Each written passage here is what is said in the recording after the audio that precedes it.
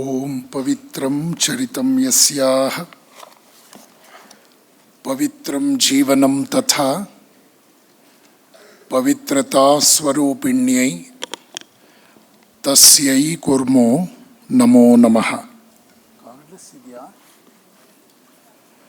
ಯಾ ದೇವಿ ಸರ್ವಭೂತೇಷು ಶ್ರದ್ಧಾರೂಪೇಣ ಸಂಸ್ಥಿತ ನಮಸ್ತಸ್ಯೈ ನಮಸ್ತಸ್ಯೈ ನಮಸ್ತಸ್ಯೈ ನಮೋ ನಮಃ.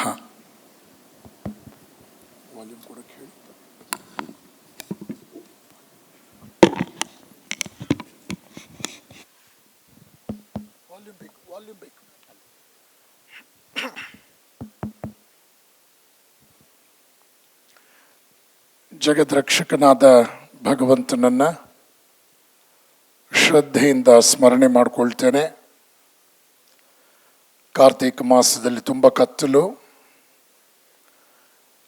ಇದು ಜಡ ಕತ್ತಲು. ಯಾವುದೇ KPTCL ಬೆಸ್ಕಾಂ ಲೈಟ್ ಹಾಕಿದ್ರೂ ಕೂಡ ಕರೆಂಟ್ ಯಾವಾಗ ಹೋಗುತ್ತೆ ಅಂತ ಕೇಳೋ ಹಾಗಿಲ್ಲ, ಯಾವಾಗ ಇರುತ್ತೆ ಅನ್ನೋದು ಅರ್ಥ ಮಾಡ್ಕೋಬೇಕು. ಆದರೆ ಕಾರ್ತಿಕ ಮಾಸದ ಈ ಕತ್ತಲಲ್ಲಿ ನಿಮ್ಮೆಲ್ಲರ ಬದುಕಿಗೆ ಬೆಳಕನ್ನು ಕೊಡುವಂತಹ ಅಪೂರ್ವವಾದ ಕಾರ್ಯಕ್ರಮವನ್ನು ವಿವೇಕ ಹಂಸ ಸಂಸ್ಥೆ ಹಮ್ಮಿಕೊಂಡಿದೆ. ಹಣತೆ. ಈ ಹಣತೆ ಬೆಳಗ್ಗೆ ನಾವೆಲ್ಲರೂ ಕೂಡ ಒಂದು ದೀಪಸ್ತಂಭದ ಮೇಲಿದ್ದಂತಹ 4-5 ಹಣತೆಗಳನ್ನು ಹಚ್ಚಿದ್ವು. ಅದು ಸಾಂಕೇತಿಕ. ಅದರ ನಿಜವಾದ ಅರ್ಥದಲ್ಲಿ ಇಲ್ಲಿದ್ದ 1000 ಜನರು ಕೂಡ ತಮ್ಮ ಆಂತರ್ಯದಲ್ಲಿ ಹಣತೆಯನ್ನು ಹಚ್ಕೊಂಡ್ರು. ಒಂದು ರೀತಿಯಲ್ಲಿ ಇವತ್ತಿನ ಕಾರ್ಯಕ್ರಮ ಸಹಸ್ರ ದೀಪೋತ್ಸವ.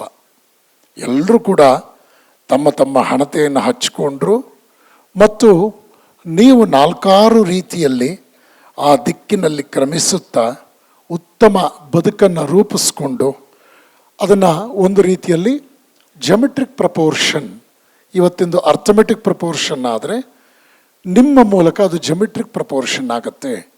ಅದು ಹೇಗದು ನಿಮಗೆಲ್ಲ ಗೊತ್ತಿದೆ. 3 + 3 = 6, but 3 to the power of 3 = 27. So geometric proportion ಅಂತ ನಿಮಗೆ ಗೊತ್ತಿದೆ. ಇಂತಹ ಒಂದು ಕಾರ್ಯಕ್ಕೆ ನೀವೆಲ್ಲ ಸನ್ನದ್ಧರಾಗಿದ್ದೀರಿ. ಈಗ ನನ್ನ ಕರ್ತವ್ಯ ಏನು ಅಂತಂದರೆ, ಯುಗಗುರು ಅನುಗ್ರಹಿಸಿದ ವಿವೇಕದ ಪಾಠ. ಹಸಿದ ಹೊಟ್ಟೆಗೆ ಧರ್ಮ ಬೋಧನೆ ಒಳ್ಳೆಯದಲ್ಲ ಅಂತ ವಿವೇಕಾನಂದರು ಹೇಳಿದರು. ಯಾವಾಗ ಹಸಿವಾಗುತ್ತೋ ಆವಾಗ ಬೋಧನೆ ಮಾಡಬಾರ್ದು ಅಂತ. ಈಗ ನನಗೆ ದೊಡ್ಡ ಸವಾಲೇನು ಅಂದರೆ, ಉಂಡ ಹೊಟ್ಟೆಗೆ ಎಲ್ಲರನ್ನೂ ಎಚ್ಚರಿಸಿ 4 ಮಾತು ಕಿವಿಗೆ ಹಾಕ್ಕೊಳ್ಳೋದು ಅಂತಂದರೆ, ಬಹುಶಃ ಇವತ್ತಿನ ಕಾರ್ಯಕ್ರಮದಲ್ಲಿ ಈ ಮ್ಯಾಚ್ ವಿನ್ನಿಂಗ್ ಶಾಟ್ ಹೊಡಿಬೇಕಾದ ಪರಿಸ್ಥಿತಿ ನನಗೆ ಬಂದಿದೆ. ನಂಬರ್ ಆಫ್ ಬಾಲ್ಸ್ ತುಂಬ ಕಡಿಮೆ ಇದೆ. ಭಾಳ ದೂರದ ಪ್ರಯಾಣ ರನ್ಗಳ ದೃಷ್ಟಿಯಲ್ಲಿದೆ. ಸಾಕಷ್ಟು ನೀವೆಲ್ಲ ಚೆನ್ನಾಗಿ ಪ್ರಸಾದ ತಗೊಂಡು ಬೆನ್ನು ಹಾಕ್ಬಿಟ್ಟಿದ್ದೀರಿ ಈಗಾಗಲೇ ಬಹಳ ಆರಾಮವಾಗಿ. ಹಾಗಾಗಿ ದಯವಿಟ್ಟು ಈ ಕಡೆ ಉಪನ್ಯಾಸವನ್ನು ನೀವು ದಯವಿಟ್ಟು ಶ್ರದ್ಧೆಯಿಂದ ಕೇಳಿ. ವಿವೇಕ ಗುರುವಿನ ಈ ಅಮೂಲ್ಯವಾದ ಮಾತುಗಳನ್ನು ನಿಮ್ಮೊಂದಿಗೆ ಹಂಚಿಕೊಳ್ಳೋದಕ್ಕೆ ನನಗೆ ದಯವಿಟ್ಟು ಅವಕಾಶ ಮಾಡಿಕೊಡಿ ಶ್ರದ್ಧೆಯಿಂದ ಅಂತ ನಾನು ಪ್ರೀತಿಯಿಂದ ವಿನಂತಿಸ್ತಾ ಇದ್ದೇನೆ. ಕೆಲವು ವಿಷಯಗಳು ನಿಮ್ಮ ವಯೋಧರ್ಮಕ್ಕೆ ಸ್ವಲ್ಪ ಸ್ಟ್ಯಾಂಡರ್ಡ್ ಆಗ್ಬೋದು, ಆದರೂ ಅರ್ಥ ಮಾಡಿಕೊಳ್ಳೋ ಪ್ರಯತ್ನ ನೀವು ಮಾಡಬೇಕು. ಮೊದಲನೇದಾಗಿ ನಾನು ನಿಮ್ಮೆಲ್ಲರಲ್ಲೂ ವಿನಂತಿಸ್ಕೊಳ್ಳೋದೇನು ಅಂದರೆ, ಸ್ವಾಮಿ ವಿವೇಕಾನಂದರ ಜೀವನ ಹಾಗೂ ಸಂದೇಶಗಳನ್ನು ನೀವು ಶ್ರದ್ಧೆಯಿಂದ ಅಧ್ಯಯನ ಮಾಡಬೇಕು. ಮಕ್ಕಳೇ, ವಿವೇಕಾನಂದರನ್ನು ಅಧ್ಯಯನ ಮಾಡಿದಂತಹ ವ್ಯಕ್ತಿಗಳು ಜಗತ್ತಿನಾದ್ಯಂತ ಅತ್ಯದ್ಭುತವಾದ ರೀತಿಯಲ್ಲಿ ತಮ್ಮ ತಮ್ಮ ಕ್ಷೇತ್ರಗಳಲ್ಲಿ ಸಾಧನೆ ಮಾಡಿದ್ದಾರೆ. ವಿವೇಕಾನಂದರು ಯಾವುದೋ ಒಂದು ನಿರ್ದಿಷ್ಟ ಕ್ಷೇತ್ರದ ಜನಕ್ಕೆ ಮಾತ್ರ ಪ್ರೇರಕರಾಗಿರಲಿಲ್ಲ.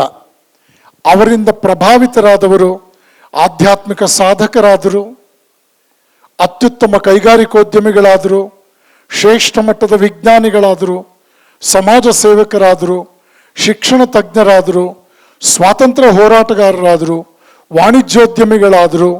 ಇದೆಲ್ಲದರ ಜೊತೆಗೆ ಬಹಳ ಶ್ರೇಷ್ಠ ಮಟ್ಟದ ಮಾನವ ಸಂಪನ್ಮೂಲವಾದರು. ಹಾಗಾಗಿ ವಿವೇಕಾನಂದರು ಇವತ್ತು ಎಲ್ಲರನ್ನೂ ಕೂಡ ಪ್ರೇರೇಪಿಸುವಂತಹ ಒಂದು ಶ್ರೇಷ್ಠ ಮಟ್ಟದ ಸಂಜೀವಿನಿ ಶಕ್ತಿ. ಮಕ್ಕಳು, ನಿಮಗೆಲ್ರಿಗೂ ಆಶ್ಚರ್ಯ ಆಗುತ್ತೆ, ನಮಗೆಲ್ಲ 6ನೇ ಕ್ಲಾಸ್ 7ನೇ ಕ್ಲಾಸ್ನಲ್ಲೇ ವಿವೇಕಾನಂದರ ಬಗ್ಗೆ ಸಾಕಷ್ಟು ತಿಳ್ಕೊಳ್ಳೋದಕ್ಕೆ ಅವಕಾಶ ಇತ್ತು. ನಮ್ಮ ಟೀಚರ್ಸ್ ಭಾಳ ಶ್ರದ್ಧೆಯಿಂದ ಓದ್ಕೊಂಡು ಬಂದು ಈ ವಿಚಾರಗಳನ್ನೆಲ್ಲ ಹೇಳ್ತಾ ಇದ್ರು. 1 ಗಂಟೆ ಪಾಠದಲ್ಲಿ 10 ನಿಮಿಷ ಆದರೂ ಇಂತಹ ವಿಚಾರಗಳನ್ನು ನಮ್ಮ ಕಿವಿಗೆ ಹಾಕ್ತಾ ಇದ್ರು. ನಮ್ಮ ಟೀಚರು ಕ್ಲಾಸಿಗೆ ಬರೋ ವೇಳೆಗೆ ನಾವೆಲ್ಲ ಕುತೂಹಲದಿಂದ ಇವತ್ತೇನು ಹೊಸ ವಿಷಯ ಹೇಳಬಹುದು ಅನ್ನೋ ಕಾತುರತೆ ನಮ್ಮಲ್ಲಿರ್ತಾ ಇತ್ತು. ಆದರೆ ಇವತ್ತು ಬಹಳ ಬದಲಾವಣೆ ಆಗಿದೆ, ನಿಮಗೆಲ್ಲ ಗೊತ್ತಿದೆ. ಹೇಳುವವರ ಆಸಕ್ತಿ ಎಲ್ಲಿದೆಯೋ ಗೊತ್ತಿಲ್ಲ, ಕೇಳುಗರ ಆಸಕ್ತಿ ಬಗ್ಗೆ ಕೂಡ ನನ್ನ ಸ್ನೇಹಿತರಾದ ರಾಘವೇಂದ್ರ ಈಗ ತಾನೇ ಹೇಳಿದ್ರು, ಮೊಬೈಲುಗಳು ಯಾವ ರೀತಿಯಲ್ಲಿ ನಿಮ್ಮನ್ನೆಲ್ಲ ನುಂಗುಬಿಟ್ಟಿದೆ ಅನ್ನುವಂಥದ್ದನ್ನು ಹೇಳಿದ್ರು. ನೋಡಿ, ಶೋಕೇಸ್ನಲ್ಲಿರ್ತಕ್ಕಂಥ ಹಣ್ಣುಗಳನ್ನು ನೋಡಿದ್ರೆ ನಿಮ್ಮ ಟೇಸ್ಟ್ ಬಡ್ಸ್ ಆ್ಯಕ್ಟಿವ್ ಆಗಲ್ಲ. ನಿಮ್ಮ ತಾಯಿ ನಿಮ್ಮನ್ನು ಊಟಕ್ಕೆ ಕೂರಿಸ್ತಾರೆ, ಊಟ ಮಾಡ್ತಾ ಇರ್ತೀರಿ, ಅಯ್ಯೋ ಮರ್ತುಬಿಟ್ಟಪ್ಪ, 1 ನಿಮಿಷ ಇರು, ಒಳ್ಳೆ ಉಪ್ಪಿನಕಾಯಿ ಇದೆ ಹಾಕ್ತೀನಿ. ಅವರ ಡೈನಿಂಗ್ ಹಾಲ್ನಿಂದ ಕಿಚನ್ನಿಗೆ ಹೋಗಿ ಆ ಉಪ್ಪಿನಕಾಯಿ ತರೋ ಒಳಗೆ ಅಮ್ಮನ ಬಾಯಲ್ಲಿ ಒಂದು ಅಮೃತೋಪಮವಾದ ಮಾತು ಬಂತು, ಒಳ್ಳೆ ಉಪ್ಪಿನಕಾಯಿ ಇದೆ ತರ್ತೀನಿ ಅಂತ. ತರೋಕ್ಕೆ ಮೊದಲೇ ನಿಮ್ಮ ಟೇಸ್ಟ್ ಬಡ್ಸ್ ಆ್ಯಕ್ಟಿವ್ ಆಗಿರುತ್ತೆ, ನಾಲ್ಗೆಲ್ಲಿ ನೀರು ಬರ್ತಾ ಇರುತ್ತೆ. ಪುಸ್ತಕ ಓದೋದು ಅಂದರೆ ಒಂದು ಜೀವಂತಿಕೆಯ ಸೇತುವೆಯನ್ನು ನಾವು ನಿರ್ಮಾಣ ಮಾಡಿಕೊಳ್ಳೋದು. ಸುಮ್ಮನೆ ನಾವು ಗೂಗಲಲ್ಲಿ ಓದ್ತೀವಿ. ತೆಲುಗಿನಲ್ಲಿ ಒಬ್ಬರು ಹೇಳ್ತಾ ಇದ್ರು, ಗೂಗಲ್ ಚೂಸಿ ಗೂಗಲ್ ಐಪೈರ್ನ ಕೊಡ್ಕಲು ಅಂತ. ಅದಾಗಬಾರ್ದು ಅಂತ ಹೇಳಿ ಭಾಳ ಪ್ರೀತಿಯಿಂದ ನಿಮ್ಮ ಜೊತೆ ಹಂಚ್ಕೊಳ್ತಾ ಇದ್ದೀನಿ. ಗೂಗಲನ್ನು ನೀವು ಪರಬ್ರಹ್ಮ ಅಂತ ತಿಳ್ಕೊಬೇಡಿ. ಒಂದು ಇನ್ಫಾರ್ಮೇಷನ್ ಅಪ್ಲೋಡ್ ಮಾಡಿದ್ದಾನಲ್ಲಿ, ಆ ಇನ್ಫಾರ್ಮೇಷನ್ ನಿರ್ದಿಷ್ಟವಾಗಿ ಅವನಿಗೆ ಎಷ್ಟಿತ್ತೋ ಅಷ್ಟು ಕೊಟ್ಟಿದ್ದಾನೆ ಹೊರತು ಅವನು ಪರಬ್ರಹ್ಮ ಅಲ್ಲ. ಇದನ್ನು ಚೆನ್ನಾಗಿ ತಿಳ್ಕೊಳ್ಳಿ. ಯಾವಾಗ ಮನುಷ್ಯ ಆಲೋಚನಾಶೀಲನಾಗ್ತಾನೋ, ಚಿಂತನಾಶೀಲನಾಗ್ತಾನೋ ಮತ್ತು ವಿಚಾರವನ್ನು ಒಂದು ಶಕ್ತಿಯಾಗಿ ತೆಗೆದುಕೊಂಡು ಆ ವಿಚಾರವನ್ನೆಲ್ಲ ಹಿಂಡಿ ಜ್ಞಾನವಾಗಿ ಪರಿವರ್ತಿಸ್ಕೊಳ್ತಾನೋ, ಅವನ ಇವತ್ತಿನ ಕೆಲಸ ಅವನಿಗೆ ಶ್ರದ್ಧೆಯ ಪ್ರಯಾಣದಲ್ಲಿ ಹೇಗೊಂದು ಪಾಸಿಟಿವ್ ಕೆಟಲಿಸ್ಟ್ ಆಗುತ್ತೋ ಅದರ ಮೂಲಕ ಅವನು ನಾಳೆಯಿಂದ ಇನ್ನಷ್ಟು ಕೆಲಸ ಮಾಡ್ತಾನೋ. ಕೆಲಸ ಮಾಡ್ತಾ ಮಾಡ್ತಾ ಶ್ರದ್ಧೆ ಬೆಳೆಯುತ್ತೆ. ಶ್ರದ್ಧೆ ಬೆಳೀತಾ ಉತ್ಸಾಹ ಊರ್ಜಿತವಾಗುತ್ತೆ. ಹೆಚ್ಚಿನ ಉತ್ಸಾಹದಿಂದ ಹೆಚ್ಚಿನ ಕೆಲಸ ಮಾಡ್ತೀನಿ ಅಂತಕ್ಕಂಥ ಕಮಿಟ್ಮೆಂಟ್ ಬರುತ್ತೆ. ಯಾವ ಮನುಷ್ಯ ಕೆಲಸವನ್ನು ಪ್ರೀತಿಸ್ತಾನೋ ಅವನಿಗೆ ಶ್ರಮ, ಪರಿಶ್ರಮ ಅಥವಾ ಇನ್ಯಾವುದೇ ರೀತಿಯ ಪ್ರತಿಬಂಧಕಗಳು ಅವನಿಗೆ ಬರೋದಿಲ್ಲ.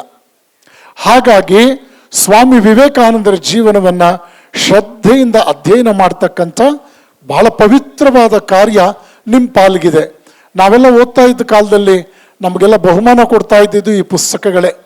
ಇದನ್ನೆಲ್ಲ ಗಮನಿಸಿ ನಮಗೆ ಅರ್ಥವಾಗೋದನ್ನೆಲ್ಲ ಅಂಡರ್ಲೈನ್ ಮಾಡಿಕೊಂಡು, ಅರ್ಥ ಆಗದಲ್ಲೇ ಇರೋದನ್ನ ಕೇಳಿಕೊಂಡು ಅದ್ರ ಕೆಳಗೊಂದು ಸಮ್ಮರಿ ಬರ್ಕೊಂಡು, ವಿವೇಕಾನಂದರು ಒಂದು ರೀತಿಯಲ್ಲಿ ನಮಗೆಲ್ಲ ಹೀರೋ. ಅವರು ನಿಜವಾದ ಅರ್ಥದಲ್ಲಿ ಹೀರೋ. ಯಾಕೆ?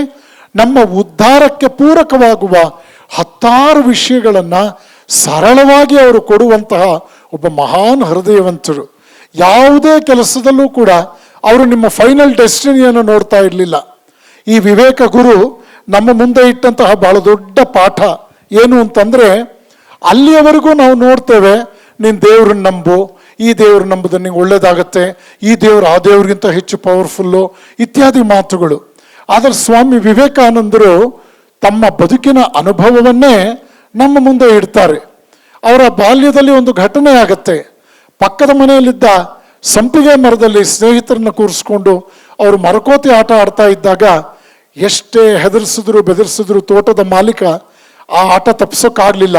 ಇವರು ಮರಕೋತಿ ಆಟ ಆಡಿದ್ರೆ ತೊಂದರೆ ಇರಲಿಲ್ಲ, ಯಥಾವತ್ತಾಗಿ ಕೋತಿಗಳ ಚೇಷ್ಟೆಯಲ್ಲೇ ಆ ಕ್ರೀಡೆಯನ್ನು ಆಡೋದನ್ನು ಶ್ರೀಮಂತಗೊಳಿಸ್ತಾ ಇದ್ರು. ಎಲ್ಲಿ ಬಿದ್ದು ಕೈಯೋ ಕಾಲ ಮುರ್ಕೊಂಡ್ಬಿಡ್ತಾರೋ ಅಂತ ಹೇಳಿ ಆ ತೋಟದ ಯಜಮಾನರಿಗೆ ಬಹಳ ಗಾಬರಿ ಆಯಿತು. ಅವರು ಒಂದು ದಿವಸ ಇವ್ರನ್ನ ಕೂರಿಸ್ಕೊಂಡು ಇನ್ನೊಂದು ಚಮತ್ಕಾರ ಪ್ರಯೋಗಿಸಿದ್ರು. ಈ ಮರದಲ್ಲಿ ಬ್ರಹ್ಮರಾಕ್ಷಸ ಇದೆ, ನೀವು ಹೀಗೆ ಮಾಡ್ತಾ ಇದ್ದರೆ ನಿಮ್ಮ ಕುತ್ತಿಗೆಯನ್ನು ಕತ್ತರಿಸ್ಬಿಡುತ್ತೆ, ಮುರಿದು ಹಾಕ್ಬಿಡುತ್ತೆ ಅಂತ. ಇದು ಕೇಳಿದ ತಕ್ಷಣ ನರೇಂದ್ರನಾಥನ ಜೊತೆಯಲ್ಲಿದ್ದ ಹಲವಾರು ಸ್ನೇಹಿತರು ಓಡಿ ಹೋಗ್ಬಿಟ್ರು. ಇವನು ಶಾಂತವಾಗಿ ಹಾಗೆ ನಿಂತಿದ್ದ. ತನ್ನನ್ನು ಹೆದರ್ಸ್ತಾ ಇರ್ತಕ್ಕಂಥ ಈ ವೃದ್ಧನನ್ನು ಕೇಳ್ದ, ಎಷ್ಟು ವರ್ಷದಿಂದ ಇಲ್ಲಿ ಬ್ರಹ್ಮರಾಕ್ಷಸ ಇದೆ? ಬಹಳ ವರ್ಷದಿಂದ ಇದೆ. ಹೌದಾ? ನಾವು ತುಂಬ ದಿವಸದಿಂದ ಆಟ ಆಡ್ತಾ ಇದ್ದೀವಲ್ಲ ಇಲ್ಲಿ, ಆ ಬ್ರಹ್ಮರಾಕ್ಷಸ ನಮ್ಮನ್ನು ಹುಡ್ಕೊಂಡು ಬರಲೇ ಇಲ್ವಲ್ಲ ಅಂತ ಕೇಳ್ದ. ಆಗ ಅಜ್ಜನ ಹತ್ರ ಉತ್ತರ ಇರಲಿಲ್ಲ. ಇಲ್ಲಿ ನಿಮ್ಗೊಂದು ಪಾಠ ಏನು ಅಂತಂದರೆ, ಯಾರೋ ಏನೋ ಹೇಳಿದ್ರು ಅಂದ ತಕ್ಷಣ ಒಪ್ಕೊಂಡ್ಬಿಡ್ಬೇಕು ಅನ್ನೋದು ಈ ವಿಷಯಗಳಲ್ಲಿ, ಅದರಲ್ಲೂ ಕೂಡ ಈ ನಕಾರಾತ್ಮಕವಾದ ವಿಷಯ, ನಿಮ್ಮನ್ನು ಭಯಪಡಿಸುವಂಥ ವಿಷಯ, ಎಲ್ಲೋ ಒಂದು ಕಡೆ ನೀವು ಸಾಹಸಕ್ಕೆ ಕೈ ಹಾಕಿದಾಗ ನಿಮ್ಮ ಸಾಹಸವನ್ನು ಕರ್ಬ್ ಮಾಡ್ತಕ್ಕಂಥ ವಿಷಯದಲ್ಲಿ ಯಾರಾದರೂ ಭಯ ಹುಟ್ಟಿಸುವ, ಹಿಂಜರಿಕೆ ಮೂಡಿಸುವ, ತಟಸ್ಥರಾಗುವಂತಹ ರೀತಿಯಲ್ಲಿ ನಿಮ್ಮ ದಾರಿಗೆ ಅಡ್ಡ ಬಂದರೆ ಆ ಮಾತುಗಳು they are all of more negative energy. ಇದನ್ನು ನೆನ್ಪಿಟ್ಕೊಳ್ಳಿ. ಅವತ್ತೇ ನರೇಂದ್ರನಾಥ ಹೇಳ್ತಾನೆ, ಇಲ್ಲಿ ಬ್ರಹ್ಮರಾಕ್ಷಸ ಇದ್ದಿದ್ರೆ ಯಾವತ್ತೋ ನಮ್ಮ ಕುತ್ತಿಗೆ ಮುರಿದೋಗ್ಬೇಕಾಗಿತ್ತು, ಇಂಥ ಪೊಳ್ಳು ಮಾತುಗಳಿಗೆ ನಾವೆಲ್ಲ ನಂಬೋದಿಲ್ಲ ಅಂತ.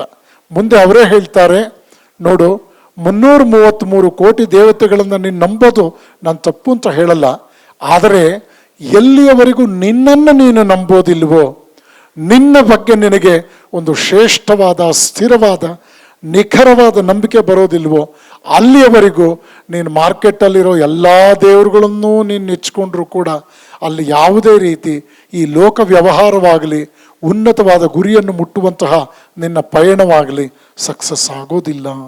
ನೆನ್ಪಿಟ್ಕೋ, ನಿನ್ನನ್ನು ನೀನು ಎಷ್ಟು ನಂಬುತ್ತೀಯೋ ನಿನಗೆ ಬೇರೆ ನಂಬಿಕೆಗಳಲ್ಲಿ ನಿಖರತೆ ಬರೋದು ನಿನ್ನ ಬಗ್ಗೆ ನಿನ್ನ ನಂಬಿಕೆಯ ನಿಖರತೆಯಲ್ಲಿ. ನೀನು ನಿಜವಾಗ್ಲೂ ನಿನ್ನನ್ನು ನಂಬ್ತೀಯ, ನಿನ್ನನ್ನು 100ಕ್ಕೆ 100 ನಂಬಿ ನಿನ್ನ ಬಗ್ಗೆ ನೀನು ಸ್ವಾವಲಂಬಿಯಾಗಿ ನಿನ್ನ ಕಾರ್ಯ ಮಾಡ್ತೀಯ, ಆಗ ಎಲ್ಲ ದೇವರುಗಳ ಸಹಾಯ ನಿನಗೆ ಬರುತ್ತೆ. ಆ ದೇವರುಗಳಲ್ಲಿನ ನಂಬಿಕೆ ನಿನ್ನ ಶ್ರದ್ಧೆಯನ್ನು ಹೆಚ್ಚಿಸುತ್ತೆ ಅಂತ ವಿವೇಕಾನಂದರು ಹೇಳ್ತಾರೆ. ಇದು ಈ ವಿದ್ಯಾರ್ಥಿಗಳಾದ ನೀವು ಚೆನ್ನಾಗಿ ನೆನ್ಪಿಟ್ಕೊಳ್ಬೇಕು. ದೇವರನ್ನು ನಂಬಿದವನು ಆಸ್ತಿಕ ಅಂತ ಕರೆಯಲ್ಪಡ್ತಾನೆ, ದೇವರನ್ನು ಯಾರು ನಂಬೋದಿಲ್ವೋ ಅವನು ನಾಸ್ತಿಕ ಅಂತ ಕರೆಯಲ್ಪಡ್ತಾನೆ. ಇದು ಹಿಂದಿನ ವಿಚಾರ ಆಗಿತ್ತು ಅಂತಾರೆ ವಿವೇಕಾನಂದರು. ಯಾರು ಎಲ್ಲ ದೇವರುಗಳಲ್ಲೂ ನಂಬಿಕೆ ಇಟ್ಟು ತನ್ನಲ್ಲೇ ತನಗೆ ನಂಬಿಕೆ ಇಟ್ಕೊಳ್ಳಲ್ವೋ ಅವನು ನಾಸ್ತಿಕನಾಗುತ್ತಾನೆ. ಇದು ವಿವೇಕಾನಂದರು ನಮಗೆ ಕೊಟ್ಟಂಥ ನೂತನ ವೇದಾಂತ. ಆದ್ದರಿಂದ ಮಕ್ಕಳೇ ನೆನ್ಪಿಟ್ಕೊಳ್ಳಿ, ಮೊದಲನೇ ದಿವಸ ನೀವು ಬರೆದ್ರಿ ಕಾಗುಣಿತ ಫಸ್ಟ್ ಕ್ಲಾಸ್ ನೆನಪು ಮಾಡ್ಕೊಳ್ಳಿ. ನೀವು 1ನೇ ತರಗತಿಗೆ ಹೋದಾಗ ನಿಮ್ಮ ಅಮ್ಮನ ಎಷ್ಟು ಅಯ್ಯೋ ಅನಿಸಿದ್ದೀರಿ. ನಿಮ್ಮ ಮನೆಯಲ್ಲೇ ಹರಪ್ಪ ಮೊಹೆಂಜಾದಾರೋ, ಎಲ್ಲೋರ ಅಜಂತ ಎಲ್ಲ ಆರ್ಟ್ಗಳು ಕೂಡ ನಿಮ್ಮ ಮನೆ ಗೋಡೆ ಮೇಲೆ ಇತ್ತು. ನಿಮ್ಗೆ ಕೈಗೆ ಸಿಕ್ಕಿದಂಥ ಮೋಟುದ್ದ ಪೆನ್ಸಿಲ್ಲು ಎಷ್ಟು ಚಮತ್ಕಾರಗಳನ್ನು ಮಾಡಿ ಬಾಡಿಗೆ ಕೊಟ್ಟಿದ್ದು ಓನರ್ ಬಂದು ನಿಮ್ಮ ಅಮ್ಮ ನಿಮ್ಮ ಅಪ್ಪನಿಗೆ ಅವನ ಶಕ್ತ್ಯಾನುಸಾರ ಅಷ್ಟೋತ್ತರವೋ ಶತನಾಮಾವಳಿಯೋ ಸಹಸ್ರನಾಮವೋ ಮಾಡಿದಾಗ ಅವರಿಬ್ಬರು ತಲೆ ತೆಗೆಸಿದ್ರು. ಬೆಳೆಯೋ ಮಕ್ಕಳು ಏನೋ ಚೇಷ್ಟೆ ಮಾಡ್ತಾರೆ, ಪೇಂಟ್ ಮಾಡಿಸ್ಕೊಡ್ತೀವಿ ಅಂತೆಲ್ಲ ಅವರು ಸಮಜಾಯಿಷಿ ಮಾಡಬೇಕಾಯ್ತು. ನೀವೆಲ್ಲ ಬರೀಬೇಕಾದ್ರೆ ಡಬಲ್ ರೂಲ್ಡ್ ಎಕ್ಸಸೈಸಲ್ಲಿ ಹೇಗೆ ಬರೆದ್ರಿ, ಆಮೇಲೆ 4 ರೂಲ್ಡಲ್ಲಿ ಹೇಗೆ ಬರೆದ್ರಿ, ಆಮೇಲೆ ತಾಕತ್ನಿಂದ ಅನ್ರೂಲ್ಡಲ್ಲೂ ಕೂಡ ಬರೆದ್ರಲ್ಲ. ನಿಮ್ಮ ಪ್ರಯತ್ನದಿಂದ ನೀವು ಒಂದು ಯಶಸ್ಸನ್ನು ಪಡ್ಕೊಂಡ್ರಿ. ಈ ಪ್ರಯತ್ನ ನಿಮ್ಮ ಒಳಗೆ ಇದ್ದಂತಹ ಒಂದು ಅಪಾರವಾದ ಶಕ್ತಿ. ವಿವೇಕಾನಂದರು ಹೇಳ್ತಾರೆ, ಪ್ರಯತ್ನವೇ ಪರಮ ಪೂಜೆ. ಈ ಪೂಜೆ ಯಶಸ್ವಿ ಆದರೆ ಪ್ರಯತ್ನವೇ ಪರಮೇಶ್ವರ ಅಂತ. ಆದ್ದರಿಂದ ವಿದ್ಯಾರ್ಥಿ ಜೀವನದಲ್ಲಿ ಸ್ವಾಮಿ ವಿವೇಕಾನಂದರ ಈ ಮಾತು ನೆನ್ಪಿಟ್ಕೊಳ್ಳಿ. ಏನದು? ನಿಮ್ಮನ್ನು ನೀವು ನಂಬಬೇಕು. ನೀವೇ ನಿಮ್ಮ ಪ್ರಯತ್ನದಲ್ಲಿ ಸೋತ್ರೆ ಖಂಡಿತ ಅದನ್ನು ಸೋಲು ಅನ್ಕೋಬೇಡಿ. ಯಾವುದೇ ಕೆಲಸವನ್ನು ಕೈಗೆತ್ತಿಕೊಂಡಾಗ either you will win, if not definitely you will learn. Either you will win, if not definitely you will learn. ನೀವು ಗೆಲ್ತೀರಿ, ಇಲ್ಲದೇ ಇದ್ರೆ ಮತ್ತೆ ಗೆಲುವಿಗೆ ಕಲಿತೀರಿ. ಆ ಕಲಿಕೆ ನಿಮ್ಮನ್ನು ಗೆಲುವಿನ ಕಡೆ ಕರ್ಕೊಂಡೇ ಹೋಗುತ್ತೆ. ಈ ಮಾತಿನ ಮುಂದುವರೆದ ಭಾಗ ವಿವೇಕಾನಂದರು ಹೇಳ್ತಾರೆ, ಅನ್ಯಾಯದ ಮಾರ್ಗದಲ್ಲಿ ಗೆಲ್ಲೋದಕ್ಕಿಂತ ನ್ಯಾಯ ಮಾರ್ಗದಲ್ಲಿ ಸೋಲೋದನ್ನು ಕಲ್ತ್ಕೊಳ್ಳಿ. ನ್ಯಾಯ ಮಾರ್ಗದ ಸೋಲು ಎಂದಿಗೂ ಕೂಡ ಅವಹೇಳನಕಾರಿಯಲ್ಲ, ಅಥವಾ ಜೀವನದ ಅಂತ್ಯ ಅಲ್ಲ, ಅಥವಾ ಅದು ನಿನ್ನ ಅಸಾಮರ್ಥ್ಯ ಅಥವಾ ನಿನ್ನ ಒಂದು ಕುಬ್ಜತೆ ಅಲ್ಲ, ವ್ಯಕ್ತಿತ್ವದ ಕುಬ್ಜತೆ ಅಲ್ಲ, ಸೀಮಿತತೆ ಅಲ್ಲ ಅಂತ. ಈ ಶ್ರದ್ಧೆ ಅಂತಕ್ಕಂಥದ್ದು ಇದೆಯಲ್ಲ, ನಮ್ಮ ಒಳಗೆ ಘನೀಭೂತವಾಗಿರುತ್ತದು. ನಮ್ಮ ಪ್ರಯತ್ನ ನಾವು ಪ್ರಾಮಾಣಿಕವಾಗಿ ಮಾಡ್ತಾ ಮಾಡ್ತಾ ಮಾಡ್ತಾ ನಮ್ಮ ಪ್ರಯಾಣದಲ್ಲಿ ದಾರಿ ಅಲ್ಲಿ ಬಹಳ ಚೆನ್ನಾಗಿ ನಮಗೆ ಬಿಡುಗಡೆಯಾಗುತ್ತೆ. ಕತ್ತಲು ದೂರ ಸರಿಯುತ್ತೆ, ಬೆಳಕು ಕಾಣುತ್ತೆ. ಇದನ್ನೇ ರಾಮಕೃಷ್ಣ ಪರಮಹಂಸರು ಹೇಳಿದರು, 1000 ವರ್ಷದ ಕತ್ತಲಿರೋ ಕೋಣೆಯಲ್ಲಿ ನೀವೇನಾದರೂ ಜ್ಯೋತಿ ತೆಗೆದುಕೊಂಡು ಹೋದರೆ ಅದು ನಿರ್ಗಮನಕ್ಕೆ 1000 ವರ್ಷ ಏನು ಬೇಕಾಗಿಲ್ಲ, ತಕ್ಷಣವೇ ನಿಮಗೆ ದಾರಿ ಕಾಣುತ್ತೆ ಅಂತ. ಯಾವುದೋ ಒಂದು ಪ್ರಾಬ್ಲಮ್ ಸಾಲ್ವ್ ಮಾಡ್ತಾ ಇರ್ತೀರಿ, ನೀವು ಬರೋದೇ ಇಲ್ಲ, ಅದು ಕಣ್ಣೀರು ಹಾಕಬೇಕಾಗುತ್ತೆ ಕೆಲವು ಸಲ. ಪೂಜ್ಯ ಸ್ವಾಮಿ ನಿರ್ಭಯಾನಂದಜಿ ಇಲ್ಲಿದ್ದಾರೆ. ನಾನು ನ್ಯಾಷನಲ್ ಕಾಲೇಜಲ್ಲಿ ಓದಬೇಕಾದ್ರೆ ಅವ್ರ ಹತ್ರ ಹೇಳ್ತಾ ಇದ್ದೆ, ಈ ಫಿಸಿಕ್ಸಲ್ಲಿ ಪ್ರಾಬ್ಲಮ್ ಸಾಲ್ವ್ ಮಾಡೋದು ಕಷ್ಟ ಸ್ವಾಮೀಜಿ, ಏನು ಮಾಡೋದು? ಆಗ ಅವ್ರು ಹೇಳಿದ್ರು, ಮೊದಲು ವರ್ಕ್ಡ್ ಎಕ್ಸಾಂಪಲ್ಸ್ ಎಲ್ಲ ನೋಡು, ವರ್ಕ್ಡ್ ಎಕ್ಸಾಂಪಲ್ಸ್ ಚೆನ್ನಾಗಿ ಅರ್ಥ ಮಾಡ್ಕೊ, 4-6 ಆಥರ್ಸ್ ಬುಕ್ ತಗೋ ರೆಫರೆನ್ಸ್ಗೆ, ಅವರ ವರ್ಕ್ಡ್ ಎಕ್ಸಾಂಪಲ್ಸ್ ತಗೋ, 20 ಪ್ರಾಬ್ಲಮ್ಸ್ ನಿನಗೆ ಸಿಗುತ್ತೆ. Worked examples. ಆ 20 ಪ್ರಾಬ್ಲಮ್ ಒಂದು ಕಡೆ ಬರೆದಿಟ್ಕೋ. 20 ಪ್ರಾಬ್ಲಮ್ನಲ್ಲಿ ಏನು ಪ್ರಿನ್ಸಿಪಲ್ ಅಪ್ಲೈ ಮಾಡಿದ್ದಾರೆ ಅದನ್ನು ಸರಿಯಾಗಿ ನೋಡ್ಕೋ. 21ನೇ ಪ್ರಾಬ್ಲಮ್ಮು ನಿನಗೆ ಈಸಿಯಾಗಿ ಸಾಲ್ವ್ ಆಗುತ್ತೆ. ಅದು ಎಷ್ಟು ಖುಷಿ ಆಯಿತು ಅಂದರೆ, ಹೌದಲ್ವಾ, 2-3 ತಿಂಗಳಲ್ಲಿ ಫಿಸಿಕ್ಸ್ ಭಾಳ ಈಸಿ ಆಗೋಯ್ತು. ಆಮೇಲೆ ಮತ್ತೊಂದು ಹೇಳಿದ್ರು ಅವರು, ಇನ್ನು ಮೇಲೆ ವರ್ಕ್ಡ್ ಎಕ್ಸಾಂಪಲ್ಸ್ ನೋಡೋದ್ರ ಜೊತೆಗೆ ಆ ಫೈನಲ್ ಕಡೆಯಲ್ಲಿ ಒಂದು ಅಧ್ಯಾಯ ಅಂತಿರುತ್ತೆ, ನಿಮಗೆ ಒಂದು ಚಾಲೆಂಜು. ಅದರಲ್ಲಿ ಒಂದು ಪ್ರಾಬ್ಲಮ್ ನೀನು ಸಾಲ್ವ್ ಮಾಡಯ್ಯ, 2ನೇ ಪ್ರಾಬ್ಲಮ್ ಸಾಲ್ವ್ ಮಾಡೋದಕ್ಕೆ ಅದೇ ಪ್ರೇರಣೆ ಆಗುತ್ತೆ ಅಂತ. ಇದರ ಅರ್ಥ ಏನಂದ್ರೆ ಮಕ್ಕಳೇ, ನಮ್ಮ ಪ್ರಯತ್ನ, ನಮ್ಮ ಪ್ರಾಮಾಣಿಕವಾದ ಪ್ರಯತ್ನ, ನಾವು ನಿರ್ವಹಿಸಬೇಕಾದ ಕೆಲಸದಲ್ಲಿ ಶ್ರದ್ಧಾಪೂರ್ವಕವಾದ ಬದ್ಧತೆ ಮತ್ತು ಪ್ರಯತ್ನ. ಪ್ರಪಂಚದಲ್ಲಿ ನೀವು ನೋಡ್ತೀರಿ, ಎಲ್ಲರಿಗೂ ಆಸೆ ಇರುತ್ತೆ. ಆಸೆ ಇಲ್ದಲ್ಲರೂ ಯಾರೂ ಇಲ್ಲ, ನನ್ನನ್ನು ಸೇರಿಸ್ಕೊಂಡು. ಆಸೆ ಇದೆ, ಆಸೆಯ ವೈವಿಧ್ಯತೆಗಳಿದೆ. ಆಸೆಗಳು ಒಂದು ರೀತಿಯಲ್ಲಿ ಅಲ್ಲಿ ಬಗೆ ಬಗೆಯಾದ ಸ್ವರೂಪದಲ್ಲಿದೆ. ಆದರೆ ನೋಡಿ, ಎಲ್ಲರಿಗೂ ಆಸೆ ಇರುತ್ತೆ. ಆದರೆ ಕೆಲವರಿಗೆ ಮಾತ್ರ ತಮ್ಮ ಆಸೆಯನ್ನು ಸಾಕಾರಗೊಳಿಸ್ಕೊಳ್ಬೇಕು ಅನ್ನೋ ಹಠದಲ್ಲಿ ಪ್ರಯತ್ನವೂ ಇರುತ್ತೆ. ಪ್ರಯತ್ನ ಇಲ್ಲದೆ ಇದ್ದರೆ ಆಸೆಗಳಿಗೆ ಅರ್ಥವೇ ಇಲ್ಲ. ಪ್ರಯತ್ನ ಪೂರ್ಣವಾದಾಗ ಆಸೆಗಳು ದಕ್ಕಲೇಬೇಕು, ಅದು ಅಲ್ಲಿಗೆ ನಿಲ್ಲಿಸಲ್ಲ. ಇನ್ನೂ ಉನ್ನತವಾದ ಆಸೆಗಳನ್ನು ನಾವು ಬೆಳೆಸ್ಕೋಬೇಕಾಗತ್ತೆ. ಉನ್ನತ ಪ್ರಯತ್ನದಿಂದ ಅದನ್ನು ಸಾಧಿಸ್ತೀನಿ, ಇನ್ನು ನಮ್ಮ ಪ್ರಯಾಣ ಮುಂದುವರಿಯುತ್ತೆ. ಇದನ್ನೇ ಉಪನಿಷತ್ತಿನ ಋಷಿಗಳು ಹೇಳಿದ್ರು, think in a big way, low aim is a crime. ಎಂದೂ ಕೂಡ ಉನ್ನತವಾಗಿ ಉದಾತ್ತವಾಗಿ ಗುರಿಗಳನ್ನು ಗುರುತಿಸ್ಕೊಳ್ಳಿ, ನಿಮ್ಮ ಪ್ರಯತ್ನ ಮಾಡ್ತಾ ಹೋಗಿ, ಆಗ ಖಂಡಿತ ನೀವು ಯಶಸ್ವಿ ಆಗ್ತೀರಿ ಅನ್ನುವಂಥ ಮಾತು. ವಿವೇಕಾನಂದರು ನಂಬಿಕೆಯ ಬಗ್ಗೆ ಹೇಳಿದಂಥ ಈ ಮಾತಿದೆಯಲ್ಲ, ಇದನ್ನು ಯಾವತ್ತೂ ಕೂಡ ನೀವು ಮರಿಬಾರ್ದು. ಯಾಕೆಂದರೆ ನಮ್ಮ ನಂಬಿಕೆ ನಮ್ಮ ಇಡೀ ಜೀವನವನ್ನು ಕಟ್ಟಿಕೊಡುತ್ತೆ. ನಂಬಿಕೆ ಅಂತಕ್ಕಂಥದ್ದು ಏನು ಗೊತ್ತಾ, ನಮ್ಮ ಯಶಸ್ಸಿನ ಪ್ರಯಾಣದ ಪ್ರಾರಂಭ ಅದು. ಅಷ್ಟೇ ಅಲ್ಲ, ನಮ್ಮ ಇಡೀ ಪ್ರಯಾಣವನ್ನು ಜೀವಂತವಾಗಿಡೋದು.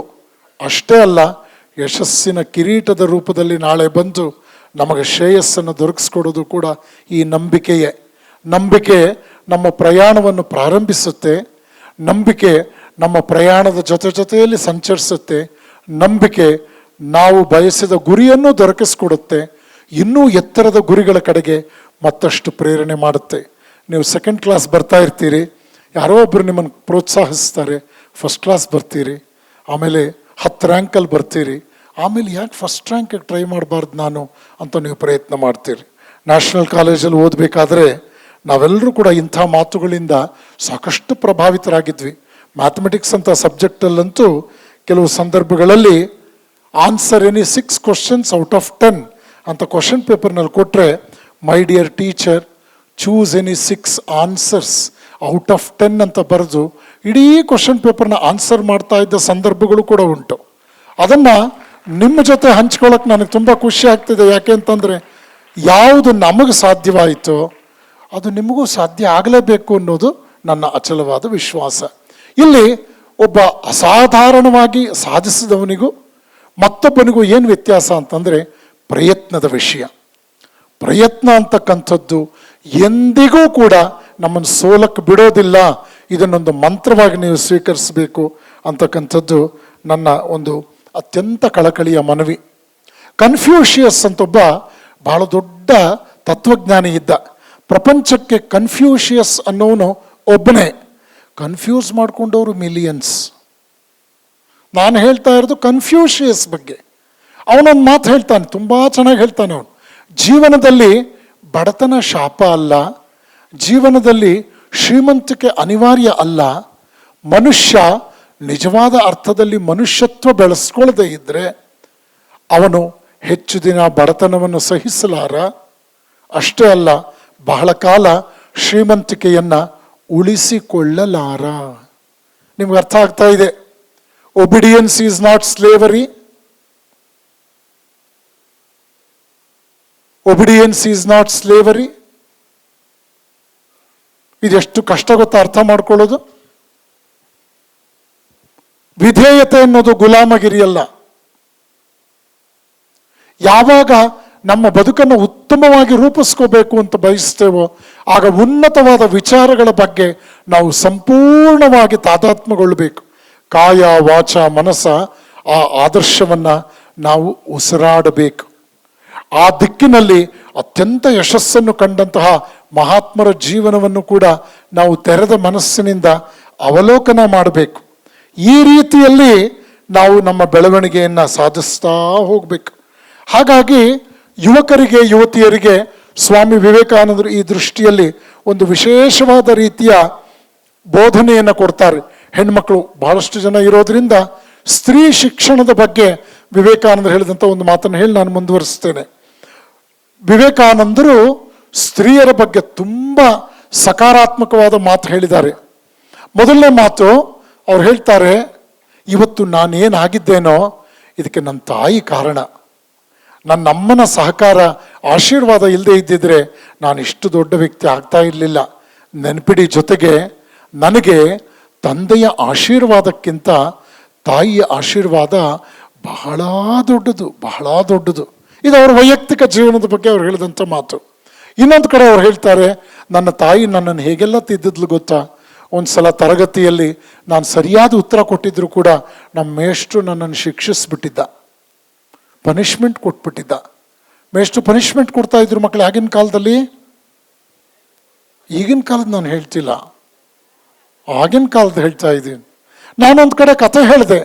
ಗಾಂಧೀಜಿಯವರಿಗೆ ಅವ್ರು ವಿದ್ಯಾರ್ಥಿಯಾಗಿದ್ದಾಗ ತರಗತಿಯಲ್ಲಿ ಡಿಕ್ಟೇಷನ್ ಕೊಟ್ರಂತೆ.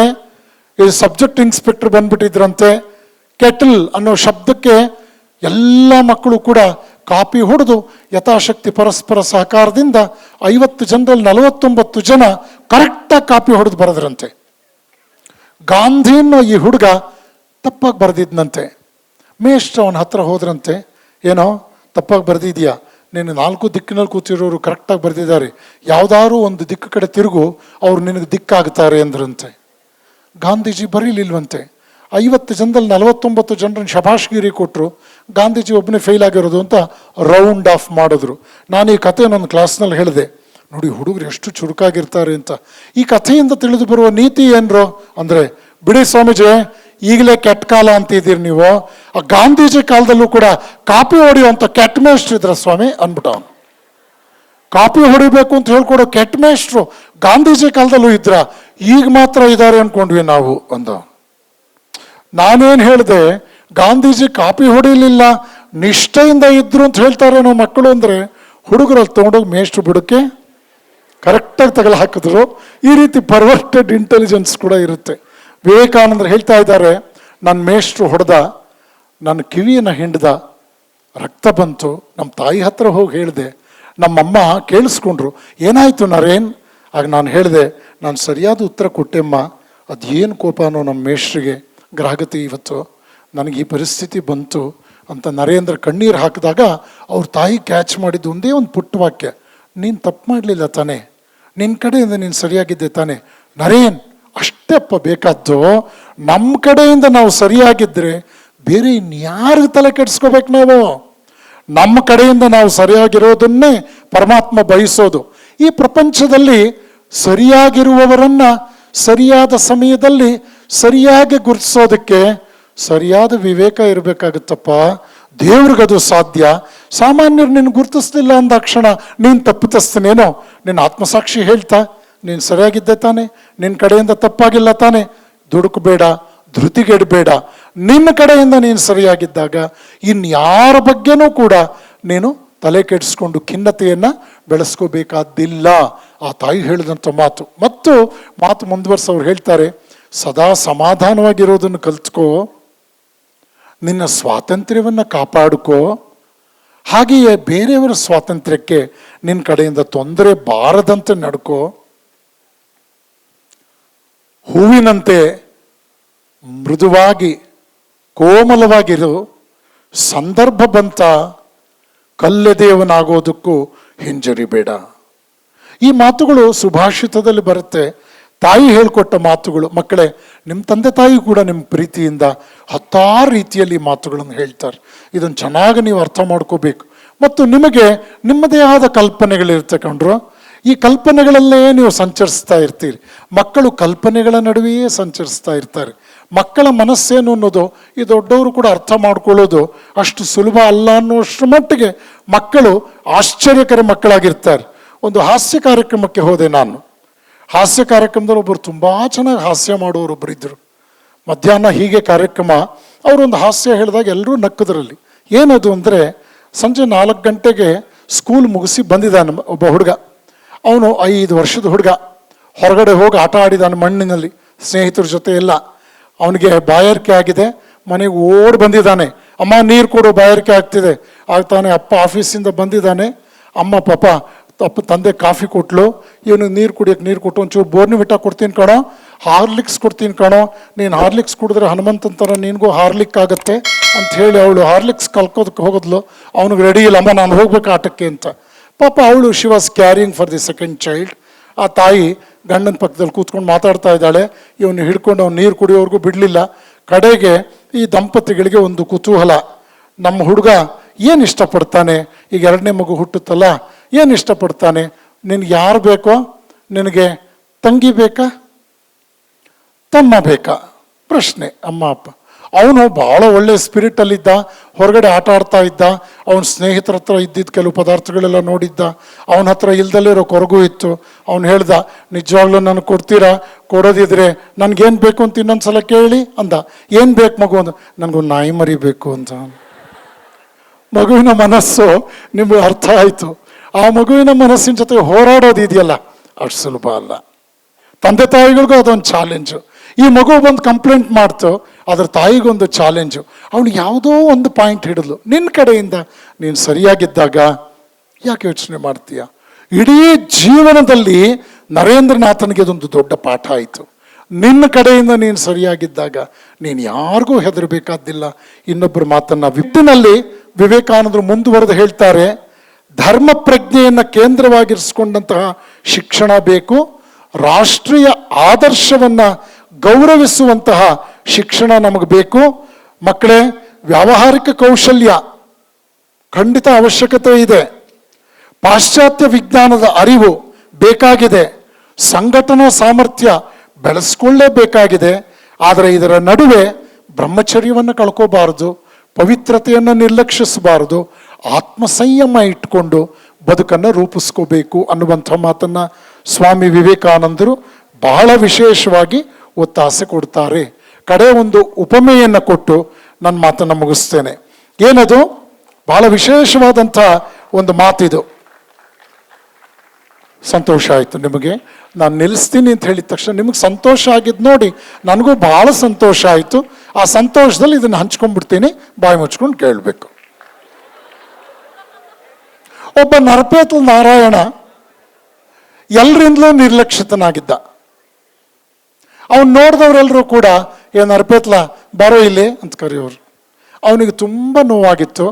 ಕಡೆಗೊಂದು ಉಪಾಯ ಕಂಡುಕೊಂಡ. ಯಾರೋ ಪುಣ್ಯಾತ್ಮರು ಹೇಳಿದ್ರು, ಹೋಗೋ ಯಾವ್ದಾದ್ರು ಗರಡಿ ಮನೆ ವ್ಯಾಯಾಮ ಶಾಲೆಗೆ ಸೇರ್ಕೋ, ಸ್ವಲ್ಪ ವ್ಯಾಯಾಮ ಮಾಡು, ನೀನು ಕೂಡ ವೀರೇಶಾನಂದರು ನಿರ್ಭಯಾನಂದ್ರ ಥರ ಆಗ್ಬೋದು ಅಂತ. ಹುಡುಕ್ದ. ಪುಲಿಕೇಶಿ ವ್ಯಾಯಾಮ ಶಾಲೆ ಭಾಳ ಚೆನ್ನಾಗಿದೆ, ಪ್ರಿನ್ಸಿಪಾಲ್ರು ಭೀಮಸೇನ್ ರಾವ್, ಗ್ಯಾರಂಟಿ ಆಯಿತು. ಅಡ್ಮಿಷನಿಗೆ ಹೋದ. ಅವ್ರು ಅಡ್ಮಿಷನ್ ಮಾಡಿಕೊಂಡ್ರು. ಅಲ್ಲೊಂದು ಮರಳಿನ ಮೂಟೆ ನೇತು ಹಾಕಿದ್ರು. ಹೇಳಿದ್ರು ಅವರು, ದಿನ ಬಂದು 500 ಸಲ ಗುದ್ದಬೇಕು ಇದನ್ನು. 500 ಸಲ ಅಷ್ಟೇನಾ ಸರ್? ಹೇಳಿ ಸರ್, ನೀವು ನಿಮ್ಗೆ ಎಷ್ಟು ಇಷ್ಟ ಇದೆಯೋ ಹೇಳಿ ಸರ್, ಹೊಡಿತೀನಿ ಅದನ್ನು. ಇಲ್ಲ ಟು ಸ್ಟಾರ್ಟ್ ವಿತ್ 500 ಸಾಕು. ಮೊದಲನೇ ದಿವಸ ಬಂದ, 500 ಸಲ ಅದನ್ನು ಗುದ್ದದ. ಮಧ್ಯಾಹ್ನ ಮನೆಗೆ ಹೋದ. ಸಾಯಂಕಾಲ ಮೈಕೈ ನೋವು ಶುರುವಾಯಿತು. ರಾತ್ರಿ ಸಣ್ಣಗೆ ಜ್ವರ ಶುರುವಾಯಿತು. ಬೆಳಗ್ಗೆ ಟಾಯ್ಲೆಟ್ಗೆ ಹೋಗಿ ಕೂತ್ಕೊಳ್ತಾನೆ.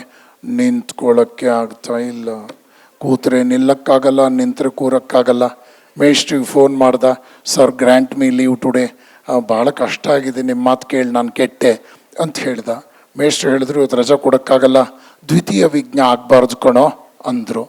ಆಗ ಅವನು ಹೇಳ್ದ, ಈ ದ್ವಿತೀಯ ವಿಜ್ಞಾ, ತೃತೀಯ ವಿಜ್ಞಾ, ಚತುರ್ಥ ವಿಜ್ಞಾನ ಅನ್ನೋದು ನಂಬೇಡ, ಅದೆಲ್ಲ ಮೂಢನಂಬಿಕೆಗಳು ಅಂತ ನಮ್ಮ ಲ್ಯಾಂಗ್ವೇಜ್ ಟೀಚರ್ ಹೇಳಿದ್ದಾರೆ ಸಾರ್ ಅಂದ. ಆಗ ಆ ಗರಡಿ ಮನೆಯ ಮೇಷ್ಟ್ರು ಹೇಳಿದ್ರು, ನಾನು ಮೇಷ್ಟ್ರು ಕಣೋ, ನಿಮ್ಮ ಮೇಷ್ಟ್ರುಗಳು ಹೇಳಿದ್ನೆಲ್ಲ ನಂಬಾರ್ದು ಈಗಿನ ಕಾಲದಲ್ಲಿ ಅಂದರು. ಹಾಗಾದ್ರೆ ಏನು ಸರ್ ದ್ವಿತೀಯ ವಿಜ್ಞಾನದಕ್ಕೆ ಸೈಂಟಿಫಿಕ್ ರೀಸನ್ ಕೊಡಿ ಸರ್ ಅಂದ. ಆಗ ಅವ್ರು ಹೇಳಿದ್ರು, ಯಾವುದೇ ಇಂಟ್ರಪ್ಷನ್ ಇರಬಾರ್ದು ಕಣಯ್ಯ. ಒಳ್ಳೆ ಕೆಲಸ ಮಾಡಬೇಕಾದ್ರೆ ಡೀಲಿಂಕ್ ಆಗಬಾರ್ದು, ಅದು ಆಬ್ಸೆಂಟ್ ಆಗಬಾರ್ದು, ಕಂಟಿನ್ಯೂಟಿ ಆಫ್ ಥಾಟ್ ಇರಬೇಕು.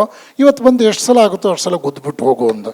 ಪಾಪ ಕಷ್ಟಪಟ್ಟು ಬಂದ, ಎತ್ತಿದ ಕೈ ಇಳಿಸೋಕ್ಕಾಗ್ತಾ ಇಲ್ಲ, ಇಳಿಸಿದ ಕೈ ಎತ್ತೋದಂತೂ ಭಾಳ ಕಷ್ಟ ಆಯಿತು. ಇವತ್ತೊಂದು 25 ಟೈಮ್ಸ್ ಗುದ್ದುಬಿಟ್ಟು, ಸರ್ ನಿಮ್ಮ ದಮ್ಮಯ್ಯ ನಿಮ್ಮ ಮನೆ ದೇವ್ರು ನಿಮ್ಗೆ ಒಳ್ಳೇದು ಮಾಡಲಿ, ನಾನು ಬಿಟ್ಬಿಡಿ ಅಂದ. ಸರಿ ಕಳಿಸ್ಕೊಟ್ರು. 3ನೇ ದಿವಸ ಬಂದ, ಸ್ವಲ್ಪ ಸುಧಾರಣೆ ಆಗಿತ್ತು, 50 ಏಟು. 10ನೇ ದಿವಸಕ್ಕೆ ಬರೋ ಅಷ್ಟೊತ್ತಿಗೆ ಮಾಮೂಲು 500 ಏಟ್ ಆಯಿತು. ಅವನು 3 ವರ್ಷ ಕಂಟಿನ್ಯೂ ಮಾಡ್ದ, ಒಳ್ಳೆ ರೀತಿಯಲ್ಲಿ ವ್ಯಾಯಾಮ ಮಾಡ್ದ, ಜಾಗಿಂಗ್ ಮಾಡ್ದ, ಎಲ್ಲ ರೀತಿಯಲ್ಲಿ ಫ್ರೀ ಹ್ಯಾಂಡ್ ಎಕ್ಸಸೈಸಸ್ ಮಾಡ್ದ. ಎಷ್ಟು ಚೆನ್ನಾಗಿ ಆಗ್ಬಿಟ್ಟಾರಿ. ನಿಜವಾಗ್ಲೂ ಪುಲಕೇಶಿ ವ್ಯಾಯಾಮ ಶಾಲೆಯ ಪ್ರಿನ್ಸಿಪಾಲ್ರು ಭೀಮಸೇನ್ ರಾಯರ ಅಪ್ಪಟ ಮಗನ ಹಾಗಾಗ್ಬಿಟ್ಟ. ಕಳಕಳೇ ಬಂದ್ಬಿಡ್ತವನು. ಏನು ಒಳ್ಳೆ ಉಡುಪಿ ಬ್ರಾಹ್ಮಣನ ಥರ ಕಾಣ್ತಾ ಇದ್ದಾನೆ, ತುಂಬ ತುಂಬಿಕೊಂಡಿದ್ದಾನೆ, ಕೆಂಪಿಗಿದ್ದಾನೆ. ಸರ್ಟಿಫಿಕೇಟ್ ಕೊಟ್ಟರು ಪಾಪ ಅವನಿಗೊಂದು. This is to certify that ನರ್ಪೇತ್ಲ್ Narayana was a student of this institution for the past 3 years and he has passed all the test. He is eligible to become a teacher in any ವ್ಯಾಯಾಮ ಶಾಲಾ. ಭೀಮಸೇನ್ ರಾಯರು ಹೆಸರಿಗೆ ತಕ್ಕಂತೆ ದಪ್ಪ ಅಕ್ಷರಗಳಲ್ಲಿ ತಮ್ಮ ರುಜು ಹಾಕೇ ಬಿಟ್ರು. ಅದನ್ನು ನೋಡ್ದ. ಸರ್ ಇದರಿಂದ ಏನು ಸರ್ ಪ್ರಯೋಜನ? ಕೆಲಸ ಸಿಗುತ್ತೆ ಕಣೋ ನಿನಗೆ. ಅಷ್ಟೇನಾ ಸರ್? ಅಷ್ಟೇ ಅಲ್ಲ, ಇನ್ನೂ ಬಹಳ ಇಂಪಾರ್ಟೆಂಟ್ ಆದ್ದಿದೆ ಕಣೋ, ಅದನ್ನು ಪ್ರಿಂಟ್ ಮಾಡಿಲ್ಲ ಅಂದರು ಮೇಷ್ಟ್ರು. ಸರ್ ಈ ಸರ್ಟಿಫಿಕೇಟ್ ಸೈಜನ್ನು ಇನ್ನೂ 2 ಇಂಚು ಸುತ್ತಮುತ್ತಲು ಬೆಳೆಸ್ಬಿಟ್ಟು ಅದನ್ನು ಪ್ರಿಂಟ್ ಮಾಡಿ ಕೊಟ್ಬಿಟ್ಟಿದ್ದೀರಿ, ಚೆನ್ನಾಗಿರ್ತಿತ್ತು ಸರ್ ಅಂದ ನರ್ಪೇತ್ಲ. ಆಗ ಮೇಷ್ಟ್ರು ಹೇಳಿದ್ರು, ಈ ಜಗತ್ತಿನಲ್ಲಿ ಉದ್ಧಾರ ಆಗಬೇಕು ಅನ್ನೋ ತಿಳುವಳಿಕೆ ಇಟ್ಕೊಂಡವನಿಗೆ ಎಲ್ಲ ಪ್ರಿಂಟ್ ಮಾಡಿಕೊಡ್ಬೇಕು ಅಂತೇನಿಲ್ಲ ಕಣೋ, ತಿಳ್ಕೊಳ್ಳೋ ಸೂಕ್ಷ್ಮತೆ ಇರಬೇಕು ಅಂದರು. ಹಾಗಂದ್ರೆ ಏನು ಸರ್ ಅಂದರು. ಅದೇ ಸೂಕ್ಷ್ಮ. ಈಗ ಅವ್ರು ಹೇಳಿದ್ರು, ನೋಡು 1ನೇ ದಿವಸ ನೀನು ಬಂದಾಗ ಈ ಮೂಟೆನಲ್ಲಿ ಮರಳು ತೋರಿಸಿದೆ, ಇದನ್ನು ಗುದ್ದಬೇಕು ಅಂತ ಹೇಳಿದೆ. ನೀನು ಕೂಡ ಎಷ್ಟು ಚೆನ್ನಾಗಿ ನನ್ನ ಮಾತು ಕೇಳಿದೆ. ಆವತ್ತು ಪಡವಲ್ಕಾಯಿ ಇದ್ದಾಗಿತ್ತು ಕಣೋ ನೀನು ರಟ್ಟೆಗಳೆಲ್ಲ, ಇವತ್ತು ಎಷ್ಟು ಗಟ್ಟಿಮುಟ್ಟಾದ ಮಾಂಸಖಂಡಗಳು ಕಣೋ ನಿಂದು. ನೀನು ನೋಡೋಕ್ಕೆ ಖುಷಿಯಾಗತ್ತಲ್ಲೋ. ನೆನ್ಪಿಟ್ಕೊಳ್ಳೋ, ಬದಲಾವಣೆ ಆಗಿದ್ದು ನಿನ್ನಲ್ಲಿ ಕಣೋ. ಚೀಲದಲ್ಲಿರೋ ಮರಳು ಬಂಗಾರ ಆಗಲಿಲ್ಲಪ್ಪ, ಅದು ಮರಳಾಗೇ ಉಳಿದಿದೆ. ಈ ಪ್ರಪಂಚದಲ್ಲಿ ಉದ್ಧಾರದ ಆಸೆ ನಿನಗಿದೆಯೇನೋ, ನಿನ್ನ ಪ್ರಯತ್ನ ನಿನ್ನನ್ನು ಉದ್ಧಾರ ಮಾಡುತ್ತೆ. ಪ್ರಪಂಚದಲ್ಲಿ ಏನಾಯಿತು ಅಂತ ನೀನು ನೋಡೋಕ್ಕೆ ಹೋಗ್ಬೇಡ ಕಣೋ. ನೀನು ಉದ್ಧಾರ ಆದರೆ ಪ್ರಪಂಚದಲ್ಲಿ ಒಬ್ಬ ಮೂರ್ಖ ಕಡಿಮೆ ಆದ ಹಾಗೆ ಅಂತ ವಿವೇಕಾನಂದರು ಹೇಳಿದ ಮಾತು. ಅಲ್ಲಿಗೆ ಬಂದು ಇಲ್ಲಿ ನಿಲ್ತು. ಇಲ್ಲಿ ನಾವು ಅರ್ಥ ಮಾಡ್ಕೋಬೇಕು, ಯಾವುದೇ ಕಾರಣಕ್ಕೂ ಮನುಷ್ಯ ಜನ್ಮ ಅಂತ ಸಿಕ್ತಲ್ಲ, ಈ ಮನುಷ್ಯ ಜನ್ಮ ಅನ್ನೋದೇ ಬಹಳ ದೊಡ್ಡ ಕೃಪೆ, ಭಗವತ್ ಕೃಪೆ. ಎಷ್ಟೋ ಸಲ ನಾವೇನು ಅನ್ಕೊಳ್ತೀವಿ ಗೊತ್ತಾ, ನಾವು ಅವಕಾಶ ವಂಚಿತರು.